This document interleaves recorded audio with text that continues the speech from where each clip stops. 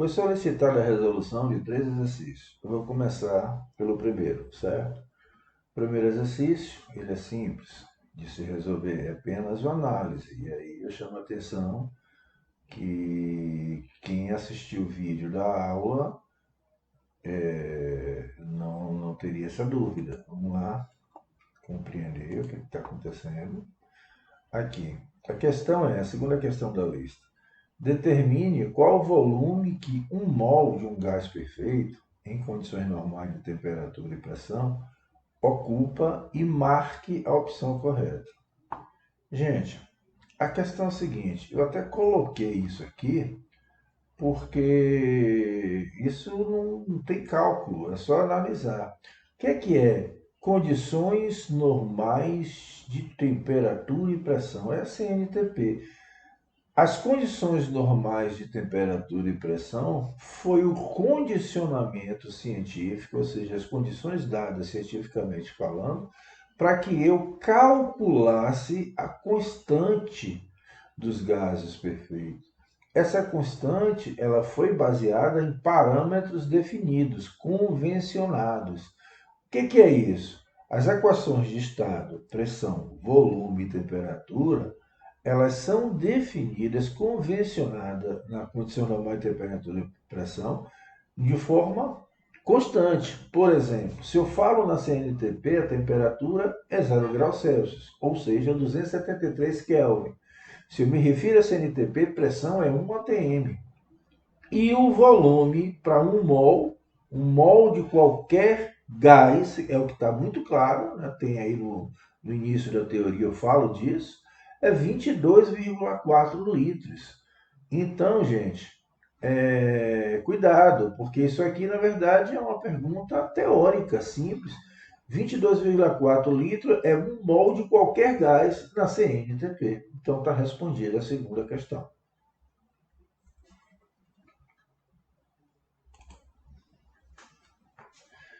A sexta questão ele diz o seguinte: de acordo a teoria cinética dos gases, é incorreto afirmar. O que diz a teoria cinética dos gases? A teoria cinética dos gases diz o seguinte, eu expliquei também, isso é outra teoria. A energia interna do gás de rotação, translação e movimentação dentro de um certo recipiente é o que vai caracterizar e vai dar o estado tanto de temperatura quanto de pressão. Ou seja, se eu tenho uma massa de gás num recipiente fechado aqui, ele tem uma energia interna X, certo? Se eu mantiver essa energia interna X e ele aumentar o seu volume e os espaços aumentam, o deslocamento dele aumenta, significa que a pressão aqui vai cair para metade.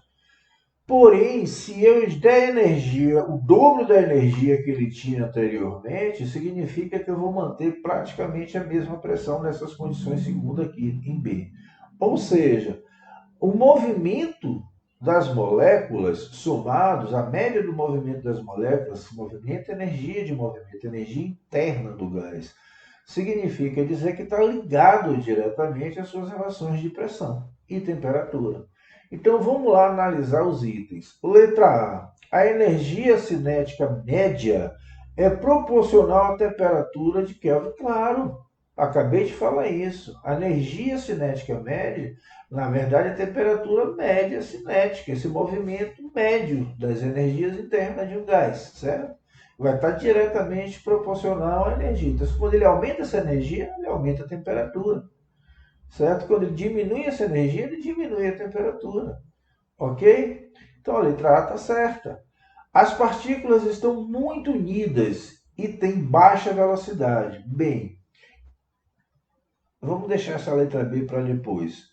Vamos para a letra C. As partículas ocupam todo o volume disponível e tem movimento livre. Sim, todo gás ocupa todo o volume que ele está contido no recipiente que o contém. Sempre. Isso é lógico, né?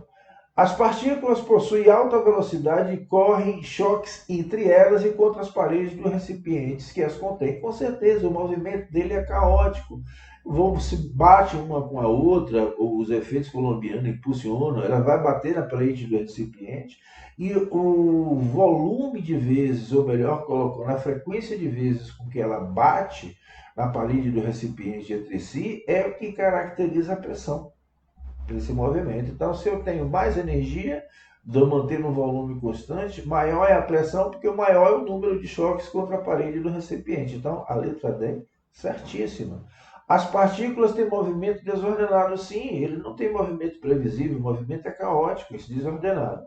Voltando à letra B agora, por isso que eu deixei por último, as partículas estão muito unidas e têm baixa velocidade. Não pode.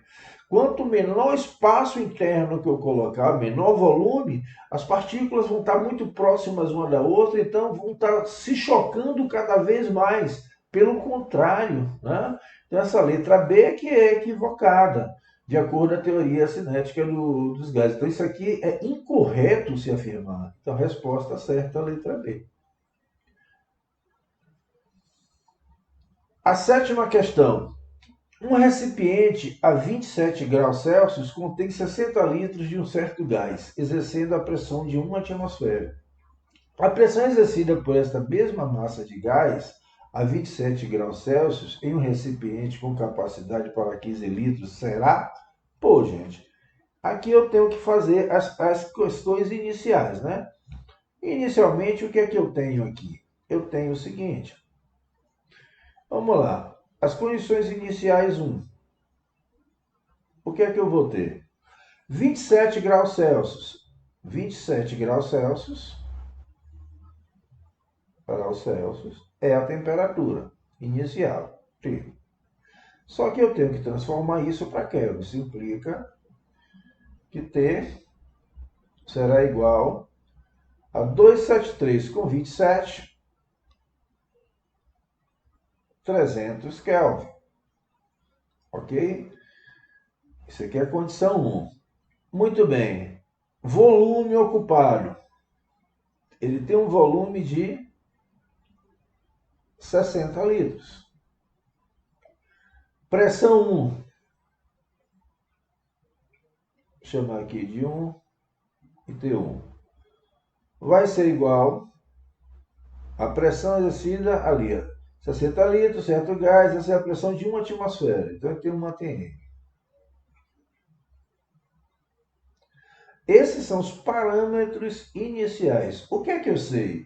Que a relação desses parâmetros, através da equação de Clapeyron, qual é a equação de Clapeyron? PV igual a N RT. Como eu estou tratando das condições, mesmo número de moles e a constante de Avogadro são as mesmas, então o que é que eu posso afirmar? Que P1, V1, T1, está lá também no assunto teórico, é igual a P2, V2, T2.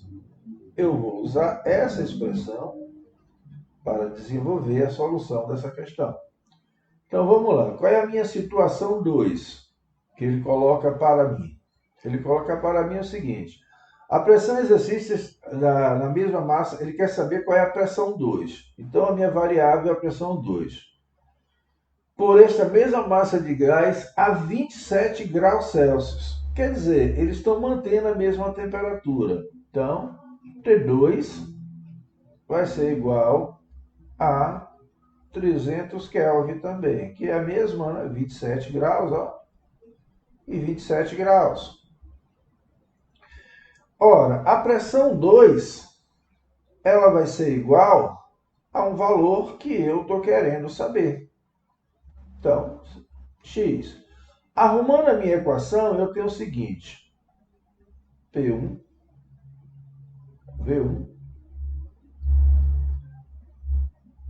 tá? Sobre T1 é igual a P2, V2 sobre T2. O que me chama a atenção é que a temperatura é a mesma, então esse sistema eu considero como sendo isotérmico. Então, eu só fico com P1V1 igual a P2V2. Rearrumando isso aqui, P1 é 1 atmosfera, vezes 60, que são as condições iniciais, certo? Está aqui, ó. 1 atmosfera, 60 litros. Vai ser igual a P2, que é a minha variável, que eu quero determinar, ó, vezes o volume 2. O volume 2 do recipiente cai para 15 litros, quer dizer, sobre 15. Calculando isso aqui, eu tenho que P2 vai ser igual a 60 sobre 15. Isso vai ser igual a 4 atm. Ok? Então, está aí a resposta tranquilamente, né, da questão. Vai ser 4 atm. E assim a gente finaliza a nossa sétima questão também.